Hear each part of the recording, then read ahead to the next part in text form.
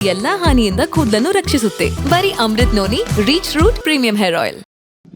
ಎಲ್ಲರಿಗೂ ನಮಸ್ಕಾರ.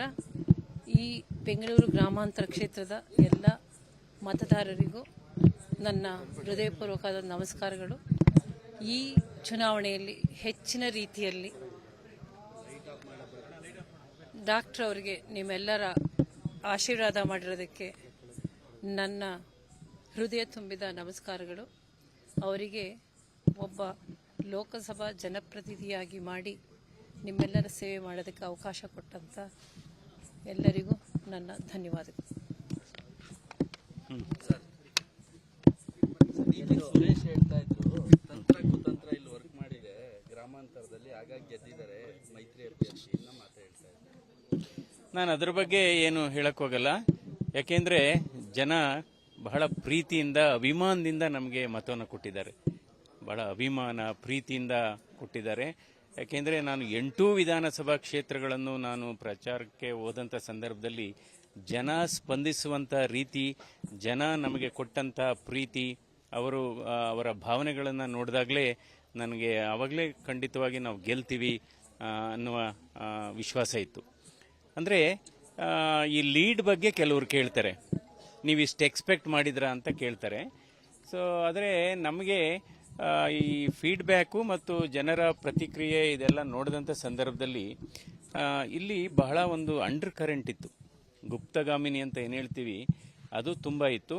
So 2 range ನಮ್ಮ ಮನಸ್ಸಲ್ಲಿ, ನಮ್ಮ ಅಸೆಸ್ಮೆಂಟಲ್ಲಿತ್ತು.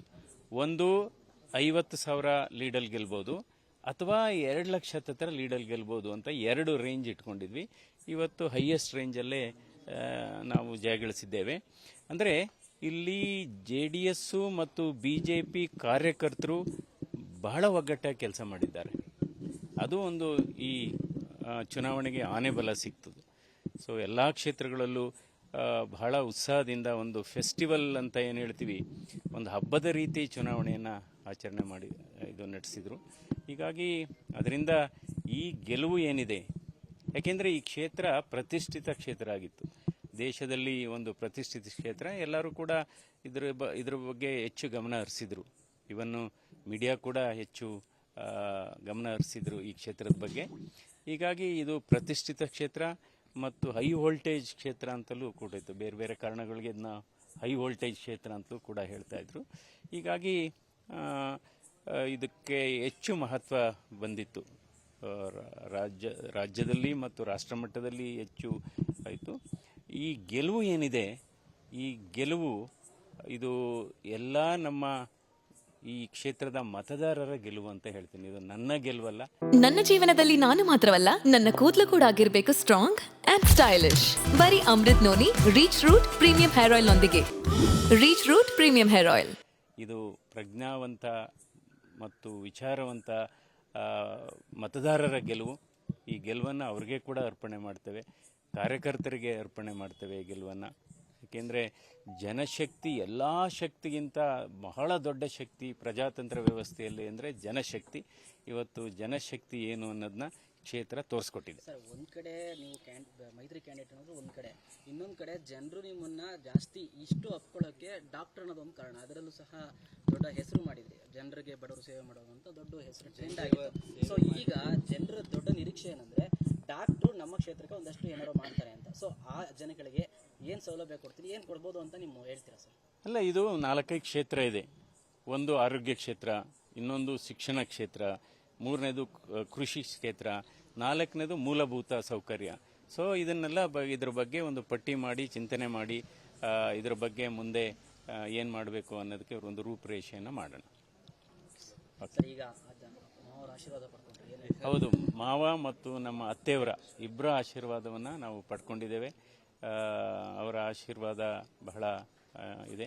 ಇವತ್ತು ಈ ಕ್ಷೇತ್ರದಲ್ಲಿ ನಾವು ಇಷ್ಟು ಮತವನ್ನು ಗಳಿಸಬೇಕಾದ್ರೆ ಇದರಲ್ಲಿ ಇದು ಅಭೂತಪೂರ್ವ ಒಂದು ಐತಿಹಾಸಿಕ ಗೆಲುವು ಅಂತ ಏನು ಹೇಳ್ತಾ ಇದ್ದಾರೆ ಮಾಧ್ಯಮದಲ್ಲಿ, ಇದಕ್ಕೆಲ್ಲ ಎಲ್ಲರ ಸಹಕಾರ ಕೂಡ ಇದೆ, ಎಲ್ಲರ ಕೊಡುಗೆ ಕೂಡ ಇದೆ.